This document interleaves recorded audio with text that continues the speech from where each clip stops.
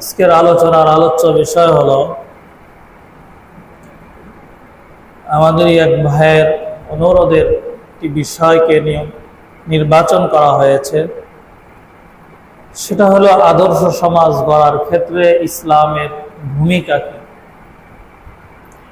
সমাজকে সুন্দর করার লক্ষ্যে ইসলামের কোনো ভূমিকা আছে কিনা, এই বিষয়কে সামনে রেখেই কিছু আলোচনা করার চেষ্টা করব ইনশাআল্লাহ। আমরা সকলে তো এটা বুঝি, মানুষ সামাজিক জীব, এটা বলি আমরা বাস করি একটা সমাজের মধ্যে। সমাজ কাকে বলে? অনেক ফ্যামিলি, অনেক বাড়ির মানুষগুলো একসাথে থাকে, একটা এলাকা হয়, একটা সমাজ হয়। সমাজের মাধ্যমে মানুষের অনেক উপকার আসে। আমাদের একাকিত্ব জীবন অনেক কষ্টের হয়, খারাপ হয়। সেই দিক থেকে যদি একটা সমাজ থাকে, সামাজিক বন্ধন থাকে, প্রতিটা মানুষ, প্রতিটা ফ্যামিলির যে কোনো বিষয় সামনে আসে, সুখে দুঃখে একজন আরেকজনের পাশে দাঁড়াইতে পারে। সমাজের অনেক উপকারিতা আছে। একটা ফ্যামিলিতে কেউ মারা গেল, যদি সমাজ না থাকতো তাহলে ওই ফ্যামিলির সদস্যগুলোই জানাজা পরে তাকে জানাজা কবরস্থ করত। কিন্তু সমাজ থাকার কারণে সবাই দৌড়ে আসে, সবাই একে অপরের সুখে দুঃখে ওই ব্যক্তিকে একটু সহযোগিতা করার চেষ্টা করে। দোয়ার সময় আসলে সকলেই সম্মিলিতভাবে সেখানে দোয়া করে ওই মুর্দার জন্য। কোনো একটা বাসায় যদি বিপদ হয়, সমাজ যদি ঠিক হয়, সমাজ যদি থাকে, অন্য মানুষগুলোকে ডাকতে হয় না, নিজের দায়িত্ববোধ নিয়েই কি করে, তার বিপদে আগায় আসার চেষ্টা করে। তাহলে এটা হলো সমাজ। সামাজিকভাবে অনেক কাজ করা হয়। এই সমাজ যদি ঠিক হয়, ঠিকভাবে যদি পরিচালিত হয়, তাহলে এই সমাজটাকে আদর্শ একটা সমাজ বলে। যে সমাজের মধ্যে কোনো হানাহানি থাকবে না, কোনো ঝগড়া ফাসাদ নাই, চুরি চামারির কোনো ব্যবস্থা নাই, হিংসা বিদ্বেষ নাই, সকলেই মিলেমিশে থাকে। যদি এইরকম সমাজ হয় তাহলে সকলের মধ্যে একটা আনন্দের বাতাস বইতে থাকে। কিন্তু সমাজ যদি দূষিত হয়, ওই সমাজে একসময় প্রতিটা মানুষ এটা চিন্তা করে এই সমাজে বসবাসযোগ্য নয়, কিভাবে এই সমাজ থেকে অন্য সমাজে চলে যাওয়া যায়, এই এলাকা ছেড়ে অন্য এলাকায় চলে যাওয়া যায়, এই চিন্তা ফিকির করে। কারণ সমাজটা দূষিত হয়ে গেছে, নোংরা হয়ে গেছে, মানুষগুলো নোংরা, সমাজগুলো দূষিত, কারো সাথে কারো মিল নাই। তাহলে এইরকম উল্লেখযোগ্য আদর্শময় যদি এক সমাজ গড়তে হয়, আগে খুঁজতে হবে আদর্শময় এক চরিত্রবান এক মানুষকে খুঁজতে হবে। এমন এক আদর্শকে সামনে রাখতে হবে যার আদর্শকে মানলে পুরা সমাজটা আদর্শবান হয়। এমন এক ব্যক্তিকে মানতে হবে, এমন এক ব্যক্তির আদর্শ মানতে হবে যে ব্যক্তিকে ফলো করলে পুরা সমাজটা, সমাজ আলোকিত হয়, সৌন্দর্যমণ্ডিত হয়। তাহলে বোঝা গেল সমাজকে যদি সুন্দর করতে হয়, কোনো না কোনো ব্যক্তিকে কি করতে হবে? ফলো করতে হবে, তাকে অনুসরণ করতে হবে। এখন বোঝার বিষয় হলো, তাহলে আমরা এমন কোন ব্যক্তি আছে যাকে ফলো করলে, যাকে মানলে একটা সমাজ, একটা রাষ্ট্র, একটা দেশ, একটা গোত্র আলোকিত হতে পারে, সুন্দর হতে পারে, জান্নাতি এক পরিবেশ ওই সমাজে বহন করতে পারে। এমন এক ব্যক্তিকে অনুসরণ করা দরকার, সেই ব্যক্তিকে খুঁজে বের করা দরকার। আমরা সমাজে যাদেরকে সমাজপতি মনে করি, যাদেরকে অনুসরণ করার চিন্তা করি, যদি ওই ব্যক্তিটা যদি ওই রকম আদর্শবান হয়, তার ভিতরে কোনো দুর্নীতি নাই, তার ভিতরে কোনো হিংসা বিদ্বেষ নাই, হানাহানি ঝগড়া ফাসাদ নাই, এইরকম কোনো এক ব্যক্তিকে যদি ফলো করা হয় সমাজের মধ্য থেকে, আর তাকে যদি ওই সমাজ সবাই যদি ফলো করে, আস্তে আস্তে তার গুণাগুণ সকলের মধ্যে ঢুকতে ঢুকতে সকলে ওই ব্যক্তির মতো আদর্শময় হয়ে যায়। আমার কথা কি বুঝতে পারতেছেন? এখন আসেন আমরা এমন কোন ব্যক্তিকে মানব যে ব্যক্তিকে মানলে সব দিক থেকে নিরাপদ থাকা যায়। এমন এক ব্যক্তিকে বাছাই করতে হবে, এমন এক মহামানবকে বাছাই করতে হবে যার জীবনে কোনো ভুল কিছু নাই, যার জীবনে মিথ্যা কোনো অবকাশ নাই, যার জীবনে কোনো ধরনের দুর্নীতি নাই, যার জীবনে কোনো ধরনের অসঙ্গতি নাই। এমন এক ব্যক্তিকে যদি সামনে আমরা আনতে পারি, তার আদর্শকে যদি গ্রহণ করতে পারি, তাহলে ওই সমাজ, ওই মানুষগুলো আদর্শ এক সমাজ হিসাবে গড়বে। ওই মানুষগুলো দুনিয়াতে জান্নাতে এক আবহাওয়া নিয়েই কবরে পৌঁছে যাবে। সুবহানাল্লাহ। তাহলে সেই মানব কে হবে? আমার কথা নয়, কোরআন কি বলে দেখি। আল্লাহ তাআলা কোরআনুল হাকিমের সূরাতুল আহজাবের মধ্যে বলেন, আল্লাহ তাআলা বলেন, লাকাদ কানা লাকুম ফি রাসূলিল্লাহি উসওয়াতুন হাসানাহ লিমান কানা ইয়ারজুল্লাহ ওয়াল ইয়াওমাল আখির ওয়া যাকারাল্লাহা কাসীরা।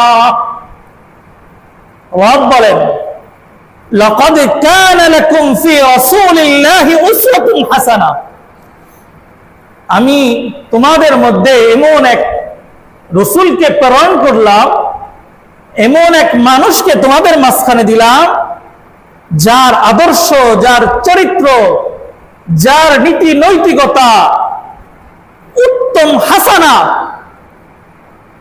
সবচাইতে সুন্দর। বলেন সুবহানাল্লাহ।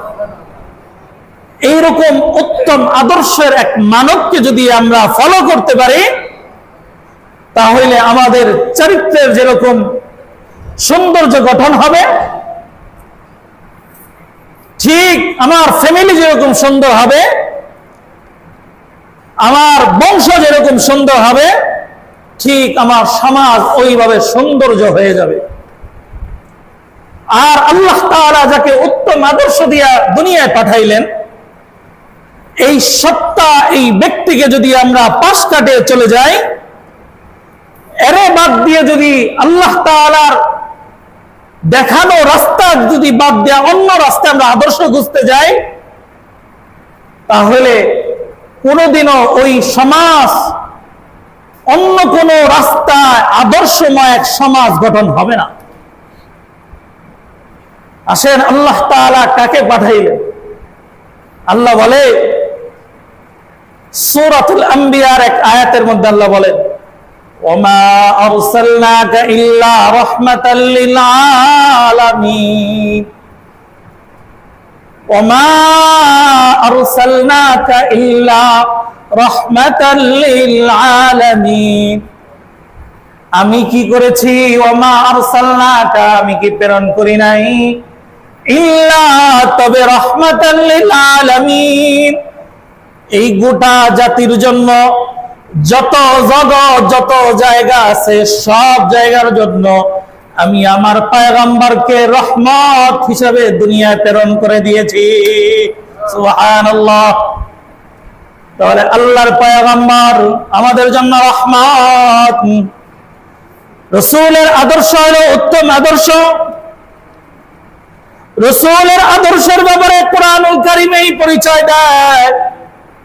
সূরাতুল কলমের মধ্যে আল্লাহ তাআলা বলেন, ওয়া ইন্নাকা লাআলা খুলুকিন আযীম, আমি এমন মহান চরিত্র দিয়া আমার হাবিবকে পাঠাইলাম যার চরিত্র সর্বোচ্চ মহান। সুবহানাল্লাহ। এমন এক চরিত্রের মানুষকে যদি সামনে রাখো, কত নির্দেশকা বানাও, যদি রাস্তা বানাও, ওই নবীকে যদি আদর্শ বানাও, তাহলে এই নবীর আদর্শ যদি প্রতিটা সমাজের মধ্যে মানুষ মানতে পারে, রসুলকে অনুসরণ করতে পারে, এই সমাজটা কি হবে? আদর্শময় এক সমাজ হবে। আসেন আমরা একটু পূর্বের দিকে ঢুকে যাই। ১৫০০ বছর আগে কি ছিল? আল্লাহর পয়গম্বর যখন দুনিয়ায় ছিল না, ওই সময় একটা সমাজ ছিল, আরবের একটা সমাজ, যে সমাজটাকে বলা হয় বর্বর জাতি, জাহিলিয়াতের জাতি। হিংস্রতা এমন পর্যায়ে তাদের মধ্যে পৌঁছে গেছে, এমন এক হিংস্রতা, অল্প কিছু হলেই শুধু তারা হানাহানি মারামারি করতে থাকে। মানুষ এত নিকৃষ্ট হয়ে গেল, মানুষ তার সন্তান, কলিজার টুকরা সন্তান মেয়েকে, মেয়ে হওয়ার অপরাধে জীবন্ত মেয়েকে মাটি চাপা দিতে দ্বিধাবোধ করে নাই। নাউজুবিল্লাহ। এমন এক গর্হিত সমাজ, যে সমাজের কথা ইতিহাসের পাতায় লেখা। এই সমাজ এমন এক গর্হিত সমাজ, ছোট্ট ছোট্ট বিষয় নিয়ে ওই সমাজের মধ্যে একদিন নয়, 2 দিন নয়, গোত্র গোত্র, বংশ বংশ ধরে ধরে এমন ঝগড়াঝাটি হয়, এত পরিমাণ মারামারি হয়। মারামারি ঝগড়াঝাটির সূত্রপাত সামান্য এক বিষয়। যদি ধরে নেই আমাদের সমাজের 10 টাকার মনে করেন একটা বিষয়, ইতিহাস তো এটা লেখে, কোন একটা মুরগির বাচ্চার ডিম, মুরগির ডিম কি হয়েছে, কেউ হয়তো বা বেখেয়ালে নষ্ট করে ফেলেছে। এই একটা অপরাধে একদিন নয়, 2 দিন নয়, যুগ যুগ ধরে তারা বংশ বংশ মারামারি করে, হানাহানি করে, এমন এক সমাজ তৈরি হয়ে গেল। ঠিক ওই সমাজকে আল্লাহ তাআলা পরিবর্তন করার জন্য এমন এক মহামানবকে দুনিয়ায় পাঠাইলেন, যে মহামানব এমন এক চরিত্র নিয়ে দুনিয়ায় আসলেন, যার চরিত্র যখন ওই মানুষগুলো দেখা শুরু করলো, এই মানুষের মধ্যে যখন ওই মহামানব আল্লাহর পয়গম্বরের চরিত্র যখন ওই সমাজের মানুষগুলো ফলো করা শুরু করলো, ঠিক ওই সমাজের মানুষগুলো এক উত্তম আদর্শে মানুষ হিসাবে পরিণত হয়ে গেল। বলেন সুবহানাল্লাহ। যে মানুষগুলো রাসূল আসার আগে এত হিংস্রতা ছিল, যাদের মধ্যে কেউ কাউকে মানত না, নিজের কলিজার টুকরা সন্তানকেও স্বাধীনতা দিত না, এত পরিমাণ নষ্টামি যাদের মধ্যে ছিল, এত পরিমাণ গুনাহ যাদের মধ্যে ছিল, অপরাধ যাদের মধ্যে ছিল, এই মানুষগুলোই রাসূলের পরশের মধ্যে এসে আল্লাহর হাবিবের উত্তম এক আদর্শের মধ্যে আসার পরে সকল মানুষের চরিত্রই পরিবর্তন হয়ে তারা উত্তম মানুষ হয়ে গেল। তাহলে রাসূল যদি এই জাহিলিয়াতি মানুষগুলোকে পরিবর্তন করতে পারে এক মানুষের চরিত্রের মাধ্যমে, এক মানুষের আদর্শের মাধ্যমে,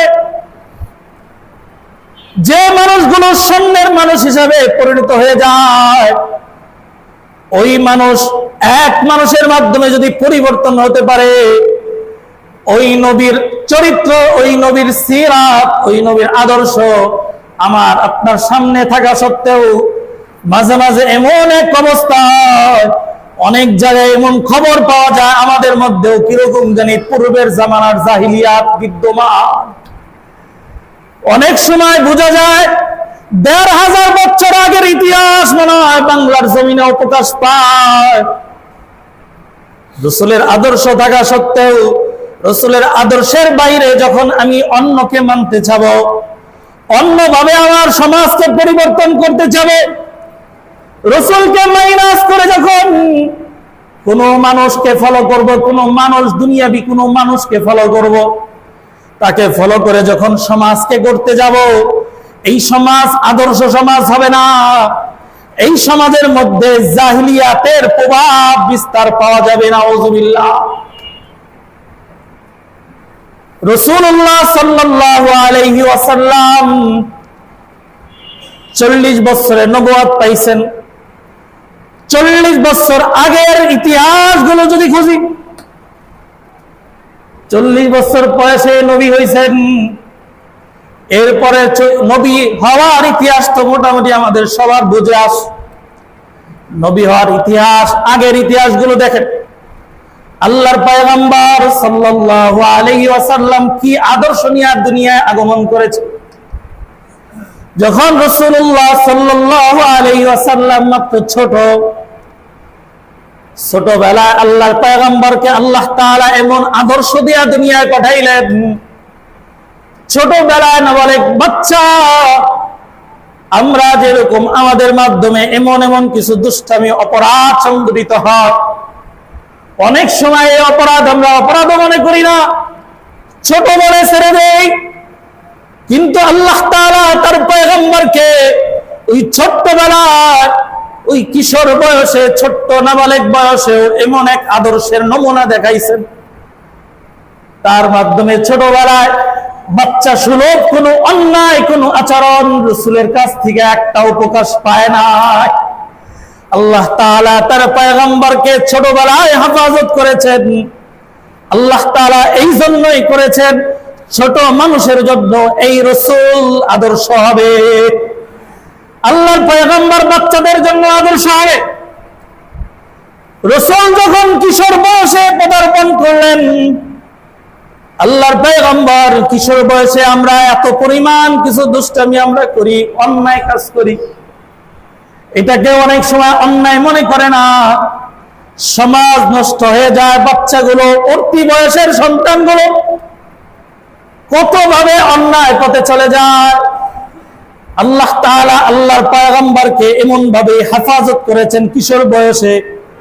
আল্লাহ তাআলা বলেন, আমার পয়গম্বরকে কিশোর বয়সেও কিশোর মানুষগুলো তাকেই ফলো করবে, তাকেই অনুসরণ করবে।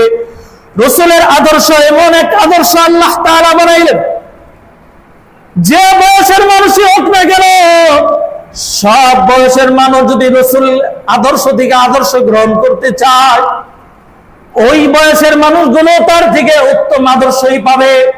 কোন ধরনের অন্যায় আদর্শ পাবে না, অন্যায় পথগুলো পাবে না। রাসূলুল্লাহ সাল্লাল্লাহু আলাইহি ওয়াসাল্লামের বয়স যখন 17 বছর,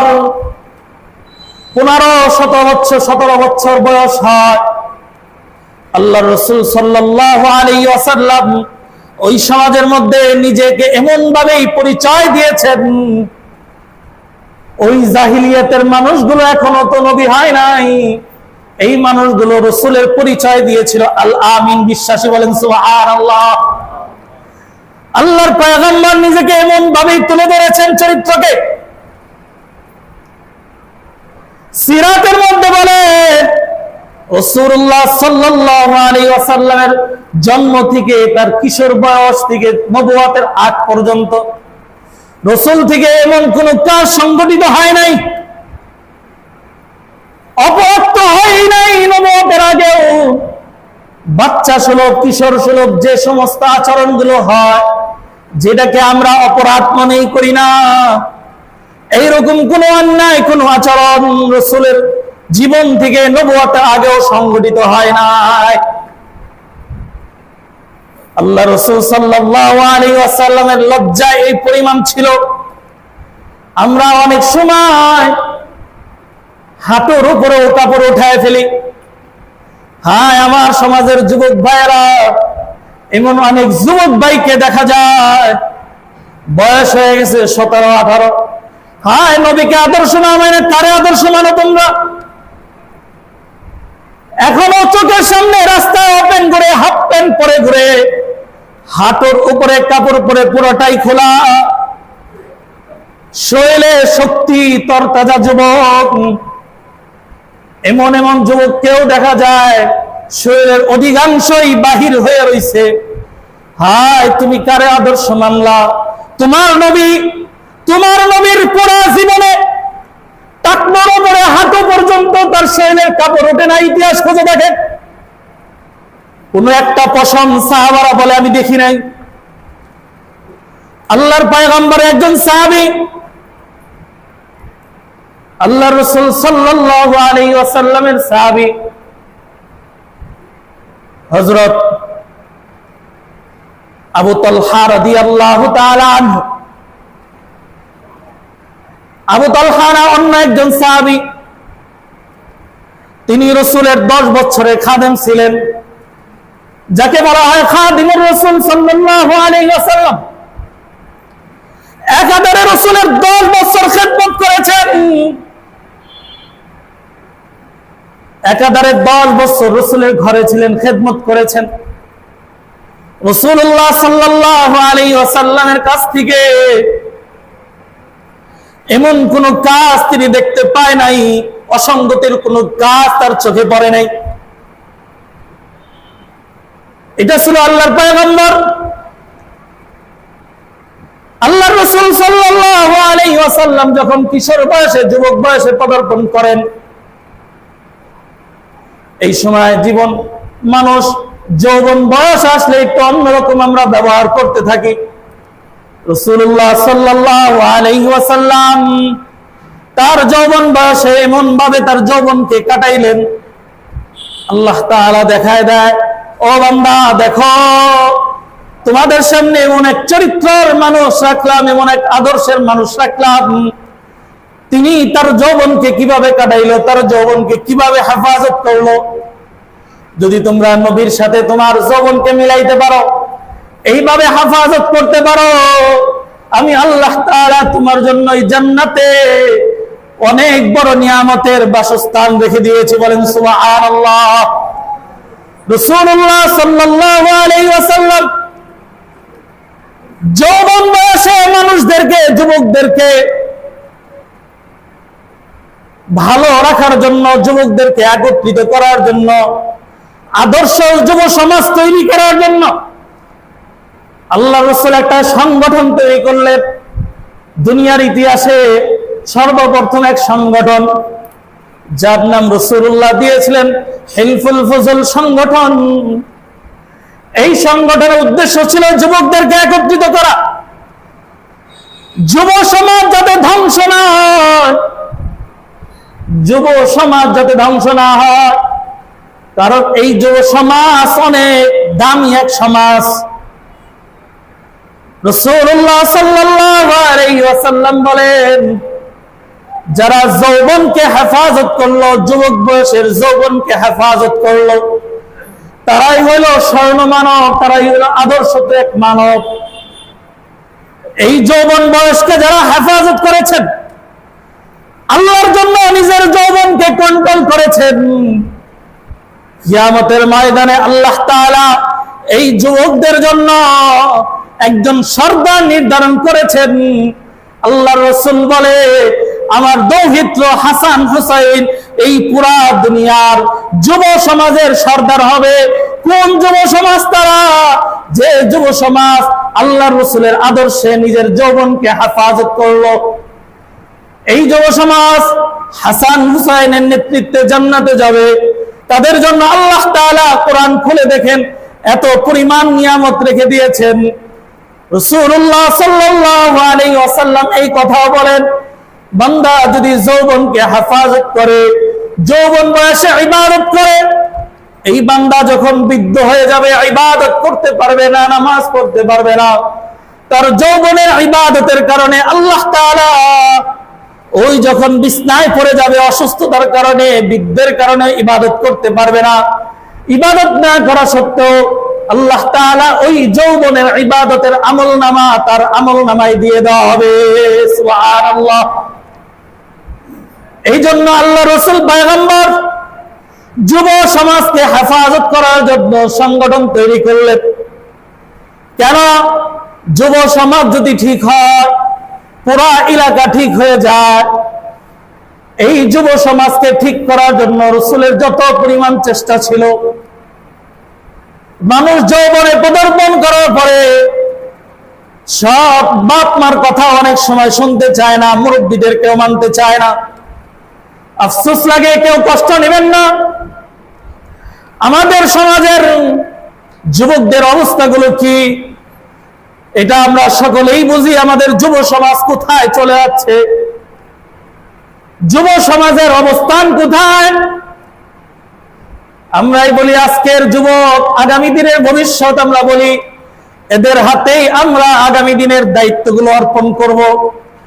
কিন্তু এদেরকে যদি তৈরি করতে না পারি, আদর্শ দ্বারা যদি যুব সমাজ তৈরি করতে না পারি, আদর্শ শিক্ষা দিয়ে যদি যুব সমাজ তৈরি করতে না পারি, তাহলে এই সমাজের মানুষগুলো সামনে যত দূর যাবে শুধু কষ্ট আর কষ্ট মানুষের জন্য ভীতির কারণ হবে, ভীতির কারণ হবে।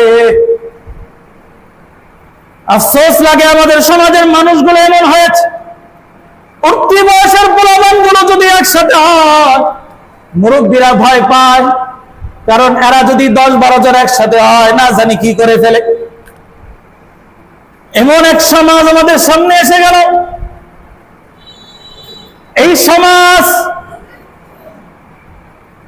এই যুবক সমাজ কোন জায়গায় পড়ালেখা করে, কোন আদর্শ শিখে পিতামাতা সেই খবরটাও নেয় না। আমার সন্তান কিভাবে বেড়ে উঠছে, কুরআনুল হাকিমে আল্লাহ তাআলা এই কথা বলেন, ইয়াউমা লা ইয়াফিরুল মারউ মিন আখিহি ওয়া উম্মিহি ওয়া আবিহি। কিয়ামতের ময়দানে যখন এই বাচ্চাদের, এই যুব সমাজকে যখন আল্লাহ তাআলা জাহান্নামে দিবেন, ওই সময় তারা অভিযোগ করবেন, আল্লাহকে বলবে, আল্লাহ আমাকে জাহান্নামে দিবা, এটা আমি মানবো, কিন্তু এর আগে একটা বিচার তোমাকে করতেই হবে। কি বিচার, কি ফায়সালা? আমার আপনার আদরের এই যুবক সন্তানগুলো আল্লাহর কাছে অভিযোগ দিবে, বলবে, আল্লাহ আমি যৌবন থাকতে, যুবক থাকতে আজকে আমাকে জাহান্নামে দিচ্ছ, আমি জাহান্নামে একা যাব না, আজকে জাহান্নামে আসার পিছনে আমার বাবা মা আমার জন্য দায়ী। বলেন নাউজুবিল্লাহ। কথাটা আপনি কিভাবে মানবেন আমি জানি না, কোরআন খুলে দেখেন এই কথা আল্লাহ বলেন। পিতামাতার ঘাড়ে পড়া দিয়ে সন্তান আল্লাহর কাছে অভিযোগ করবে, আমাকে জাহান্নামে দেওয়ার আগে আবার বাবা মার সাথে ফয়সালা আগে করেন। আমি অন্যায় পথে যাইতাম না, কারণ আমাকে আমার বাবা মা আমাকে গাইডলাইন করে না, আমার আত্মীয় স্বজন দেখে নাই। আমি যখন বিপদে চলে যাই, আমার বাবা মা আমাকে এইভাবে কোনোভাবেই নিয়ন্ত্রণ করে নাই। বাবা মা একদিকে ছুটছে 20 টাকা কামানোর জন্য, সন্তান কি করে এটা খোঁজ নেয় না। সন্তান বন্ধু বান্ধবের পাল্লায় পড়ে পুরা চরিত্রের অবনতি ঘটায় ফেলে, চরিত্র নষ্ট করে ফেলে। এক পর্যায়ে তারা 10 জন 12 জন এক জায়গায় হয়ে কিশোর গ্যাংয়ে নাম লেখায়। এই পোলাপানগুলো যখন একসাথে হয়, দেখবেন বড় মানুষগুলো অসহায় হয়ে যায়, না জানি এরা কি করে ফেলে। আমার সন্তান স্কুলের নাম দিয়ে, কলেজের নাম দিয়ে বন্ধু বান্ধব একসাথে আড্ডাবাজি করে, সিগারেট টানলো, ধূমপানে আসক্ত হয়ে গেল। আমি চিন্তা করলাম না, আমি এই বিষয়গুলো খেয়াল করলাম না। আমার সন্তান মুরব্বীদেরকে সম্মান করে না, তাদেরকে সালাম দেয় না, আমি এই শিক্ষা দিতে পারলাম না। আমি পিতামাতা হিসাবে অযোগ্য পিতামাতা ছাড়া আর কিছুই না। রাসূলুল্লাহ সাল্লাল্লাহু আলাইহি ওয়াসাল্লাম বলেন, লা ইয়ারহামুল্লাহ মান লা ইয়ারহামুন নাস। আল্লাহ রাসূল আরেক হাদিসে বলেন, মান লাম ইয়ারহাম সাগীরানা ওয়া ইউক্কির কাবীরানা। যারা কি করে না, ছোটদেরকে সম্মান করে না, ছোটদেরকে স্নেহ করে না, আদর করে না, আর বড়দেরকে সম্মান করে না, তাজিম করে না, এরা আমার উম্মতের দলভুক্ত নয়। রাসূলের এই হাদিসটা বোঝার চেষ্টা করেন। মান লাম ইয়ারহাম সাগীরানা, যারা ছোটদেরকে স্নেহ করে না, ওয়া ইউক্কির কাবীরানা, আর বড়দেরকে সম্মান তাজিম করে না, এরা আমার উম্মতের দলভুক্ত নয়। হাদিসটা যদি বুঝে থাকেন, রাসূলের কথা যদি বুঝেন, তাহলে আমি আপনাদেরকে প্রশ্ন করি, বলেন আমরা আমাদের দায়িত্ব পালন করি না ছোটরা ছোটদের দায়িত্ব পালন করে? আমরাও ছোটদেরকে কি করি না, সম্মান আদর করি না? তাদেরকে তাদের সম্মান, তাদের আদর স্নেহ দেই না? আর ছোটরাও ওই রকম শিক্ষা পায় না আমাদেরকে সম্মান করার জন্য। তাহলে বলেন, যদি এই দুই শ্রেণীতেই যদি আমরা ধরা খাই, তাহলে রাসূলের উম্মতের দলভুক্ত হতে পারবো? এটা আমার কথা নয়, বুখারী শরীফের হাদিস বললাম। মান লাম ইয়ারহাম সাগীরানা ওয়া ইউক্কির কাবীরানা, রাসূল বলেন। যদি চান হাদিস নাম্বার নেন, হাদিস দেখেন, আল্লাহর রাসূলের কথাকে অস্বীকার করার সুযোগ আছে? তাহলে রাসূলের কথা মেনে নেন। তাহলে বলেন তো, যে সন্তানগুলো, যে বাচ্চাগুলো মুরব্বীদের সামনে সিগারেট টানে অবাধে বিচরণ করতেছে, আপনি মুরব্বী হয়ে বড় হয়ে তাকে বুঝাইলেন না? ওই সন্তানই তো আল্লাহর কাছে অভিযোগ করবে, আমি তো ভুলে হয়তো বা মুরব্বীর সামনে সিগারেট টানলাম। এই মুরব্বী যদি আমাকে ভাবা কয়া, ভাই কয়ে, সন্তানের মতো স্নেহ করে যদি বুঝাইতো, তাহলে আমি যদি বুঝতাম, হয়তো এরপরে এই অপরাধ আর করতাম না। আর ওই সন্তান, ওই বাচ্চা 10-12 বছর, 15-17-18 বছরের সন্তানটা চিন্তা করত, হায় আমি অনেক বড় ভুল করেছি, আমাকে আমার ইমাম সাহেব উস্তাদ আমাকে বুঝাইলো। বলেন তো, তার কাছে আমার সম্মান আগের চাইতে আরো বৃদ্ধি হবে কিনা? এ সবসময় আমাকে আরো বড় করে দেখবে, সম্মান দিবে। রাসূলুল্লাহর কথা এটাই, তুমি ছোটকে কি করো? স্নেহ করো, ছোটরা তোমাকে সম্মান করবে। সে বুঝে না, ভুলে হয়তো বা করে ফেলেছে, তুমি তাকে বুঝাও, সম্মান শিখাও। হ্যাঁ, আমাদের সমাজে সালামের প্রচলন নাই। আমি ছোটকে সালাম দেই না, আমি মনে করি আমি ইমাম, ছোটকে কেন সালাম দিব? ও তো ছোট, ওকে সালাম দেওয়ার কি দরকার? এটা চিন্তা করলা না? রাসূল বললেন, তুমি আগে সালাম দাও। এই বাচ্চা যেদিন দেখবে, বুঝবে, হ্যাঁ ইমাম সাহেব, এলাকার মুসল্লি, এলাকার মুরব্বী আমাকে সালাম দেয়, আমি সালাম দেই না, আমি তো অনেক বড় অন্যায় করে ফেললাম। ও পরক্ষণে নিজের ভুল যদি বুঝতে পারে, এরপরে দেখবেন আপনার কাছে এসে আবার মাফ চাবে, আপনার কাছে সালাম দিয়া, আপনাকে সম্মান দিয়ে আপনার কাছে মাফ চেয়ে চলে যাবে। মৃত্যুর একদিন পর্যন্ত যতদিন আপনাকে দেখবে, ততদিন আপনার সম্মান তার কাছে বিশাল বড় হয়ে থাকবে। এই জন্য পিতামাতা আমাদেরও চিন্তা করতে হবে, খেয়াল করতে হবে, আমার সন্তানগুলো কিভাবে বড় হয়। এই সন্তানের মাধ্যমে একটা সমাজকে যদি সুন্দর করতে হয়, তাহলে আমার আজকের বাচ্চাগুলোকে, সন্তানগুলোকে সুন্দর করতে হবে। খেয়াল করো, আমার সন্তান কোন শিক্ষায় যায়, কি শিখে, কি তার পড়ালেখা। এই পড়ালেখার খোঁজ খবর আজকের পিতামাতা নিতে চায় না। স্বাধীনতায় ছেড়ে দেয়, এত স্বাধীনতা ইসলাম চায় না।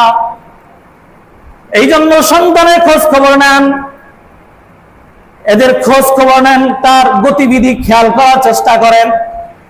রাসূলুল্লাহ সাল্লাল্লাহু আলাইহি ওয়াসাল্লাম বলেন, এই যুব সন্তান, যুবক শ্রেণী এত দামি, এত দামি। আল্লাহ তাআলা কোরআনেও যেরকম বলেছেন যুবকদের কথা, আওয়ালাম নুআম্মিরকুম মা ইয়াতাযাক্কারু ফীহি মান তাযাক্কারা ওয়া জাআকুমুন নাযীর। আল্লাহ রাসূল বলেন, ইগতানিম খামসান ক্বাবলা খামসিন শাবাবাকা ক্বাবলা হারামিক। দুনিয়ার মানুষ তোমাদের কাছে 5টা জিনিস আসবে, 5 জিনিস আসার আগেই তোমরা 5 জিনিসকে গ্রহণ করো। 1 নাম্বার ক্বাবলা শাবাব, তোমাদের সামনে যৌবন আসবে, এই যৌবনকে তোমরা কদর করো। বার্ধক্য আসার আগেই, বার্ধক্য যখন বয়স হয়ে যাবে, যৌবনের শক্তি তোমরা পাবে না, আর চাইলেও ইবাদত করতে পারবে না। এই জন্য ওই বার্ধক্য আসার আগে যৌবনকে মূল্যায়ন করো, যৌবনের হেফাজত করো। যুবকরা যদি ঠিক হয়ে যায়, যুবকরা যদি আদর্শ সমাজের যদি প্রতিনিধি হয়ে যায়, ওই সমাজটা এত সুন্দর, এত সুন্দর হবে। বলেন তো, যদি এই মহল্লার সব যুবকরাই যদি মসজিদে প্রতিদিন 5 ওয়াক্তে হাজিরা দেয়, নামাজে আসে, এইভাবে যদি নামাজ পড়তে থাকে, সব দিনই কাজগুলোতে এই যুবকরা যদি অংশীদারিত্ব হয়, তাহলে বলেন এই সমাজের মধ্যে আর কোনো হানাহানি থাকবে, কোনো মারামারি থাকবে, কোনো অন্যায় কোনো যুবকরা নিয়ে বিচারে বসতে হবে? বলবে না। এই সমাজের যুবকরা 100% ভালো, এই যুবকদেরকে নিয়ে গর্ব করা যাবে, এদেরকে নিয়ে সমাজ, এরা যদি ভালো হয় বড়রাও শান্তি পাবে। এই জন্য যুব সমাজ যদি কি করে, মুরব্বীদেরকে সম্মান করে।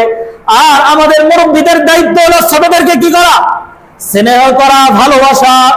আমরা আমাদের দায়িত্ব পালন করি, দেখবেন ছোটরাও ছোটদের দায়িত্ব পালন করবে। আফসোস লাগে, কেউ কষ্ট নেবেন না, আমরা বাবারাও অনেক সময় সন্তানকে নষ্ট করার ভূমিকা পালন করি।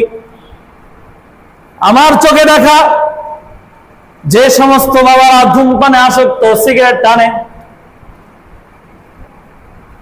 এরা দেখবেন ছোট ছোট বাচ্চা, তাদেরকে দিয়ে সিগারেট আনায়, দোকানে পাঠায়, যাও এটা সিগারেট কিনে নিয়ে আসো। করে কিনা বলেন? করে না এরকম? আপনি কি চিন্তা করলেন না, এই যে একটা নিষিদ্ধ জিনিস, একটা হারাম জিনিস, অবৈধ এক জিনিসকে আপনি আপনার সন্তানের সামনে দিলেন, সন্তানের কাছে এটা বৈধ মনে হয়, বৈধ মনে হয়। আপনার একটু চিন্তা হলো না, আমি অন্যায় করি তো করি, আমার সন্তানকে দিয়ে কিভাবে করাই, ওকে দিয়ে কিভাবে হারাম জিনিস, অন্যায় জিনিস আনাই? আপনার একটু চিন্তা হয় না?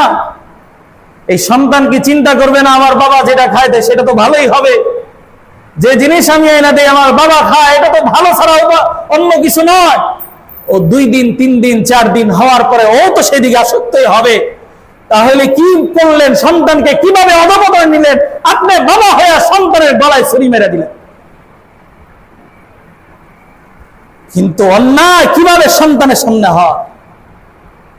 সমাজকে সুন্দর করা, সমাজ যদি আদর্শবান হয়ে যায়, সমাজ যদি সুন্দর হয়ে যায়, সমাজের মধ্যে আল্লাহ তাআলার পক্ষ থেকে রহমত নাজিল হবে। সুবহানাল্লাহ।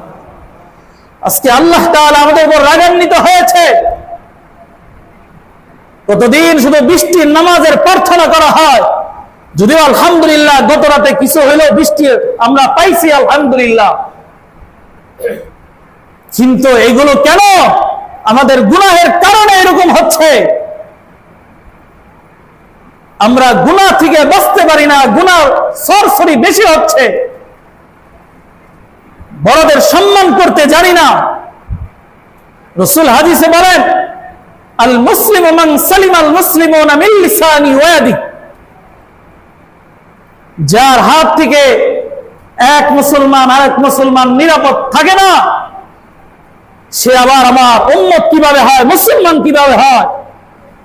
বলেন তো, আমাদের সমাজে যে সমস্ত হিংস্র প্রাণীগুলো আছে, তাদেরকে তো আমরা খাঁচায় দেখে ভয় পাই, সামনে যাই না, তারা দূরে থাকে। সমাজে এরকম মানুষ নামে কিছু হিংস্র প্রাণী আছে, যাদেরকে দেখলে মানুষ ভয়ে তাদের সামনে যায় না। আছে কিনা এরকম মানুষ? হিংস্র মানুষগুলো আছে কিনা? যদিও তাদের হাত পায়ে মানুষ, কিন্তু তাদের অবস্থান এমন জায়গায় পৌঁছে গেছে, নাউজুবিল্লাহ, তাদের চরিত্র এমন ভাবে অধপতনে চলে গেছে, ওই হিংস্র প্রাণীকে দেখলে যেরকম ভয় পায়, তাদেরকে দেখলেও ভয় পায়। বলেন, এই সন্তান যদি আমার হয়ে যায়, এই সন্তান কিয়ামতের ময়দানে আমার গলায় পাড়া দিয়ে আল্লাহর কাছে অভিযোগ করবে যে আজকে হিংস্র হওয়ার পিছনে আমার বাবা মা দায়ী, এই সমাজ নাই, সমাজ আমার জন্য কোনো কাজ করে নাই। সমাজ আপনি বাঁচতে পারবেন না। সমাজের যারা নেতৃত্ব দেন, আপনি যুবকদেরকে কন্ট্রোল করার জন্য কি করেছেন? রাসূল তো সংগঠন তৈরি করেছে। আপনি নামাজে আসেন, একটা যুবককে আপনি ডাকতে পারেন না, এত ভয়, এত কেন? আপনি তো তাকে ভালোবাসলেন না। আপনি যখন মসজিদে আসলেন, আপনার পাশে দাঁড়িয়ে দাঁড়িয়ে টিভি দেখে, জুয়া খেলে, তাস খেলে, আপনি তাকে মায়া করে ডাকতে পারলেন না? আসো বাবা নামাজে যাই। আসবে না, 1 দিন নয়, 2 দিন নয়, 3 দিন নয়, বলেন কয়দিন আপনার কথা শুনবে না? 4 দিন অবশ্যই আপনার সাথে মসজিদে আসতে বাধ্য হবে। বলেন, এই দায়িত্ব আমি পালন করেছি? করি নাই। তাহলে কাকে কে দোষ দিবে? সমাজ কিভাবে পরিবর্তন হবে? এই জন্য বলেন, আমাদেরও দায়িত্ব আছে কিনা সমাজকে সুন্দর করার জন্য? রাসূল ভূমিকা পালন করেছে কিনা? রাসূল ভূমিকা পালন করেছে, সেই আদর্শ সমাজ যদি গড়তে হয়, জান্নাতি মানুষ যদি তৈরি করতে হয়, রাসূলের সেই ভূমিকা আমাকে আপনাকে দায়িত্ব নিতে হবে। সেই দায়িত্ব আপনাকেও নিতে হবে। আপনিও সমাজের জন্য কাজ করবেন, তাহলে পুরা সমাজ, আমি আপনি, এই সমাজ, আমার সন্তান, ছেলে মেয়ে সবাই শান্তিময় এক জীবন যাপন করতে পারবে। আল্লাহ তাআলা আমাদের প্রত্যেককে আদর্শময় এক জীবন যাপন করার, সমাজ গঠন করার তৌফিক দান করুক। সকলে বলে আমিন। ওয়া আখিরু দাওয়ানা আলহামদুলিল্লাহ।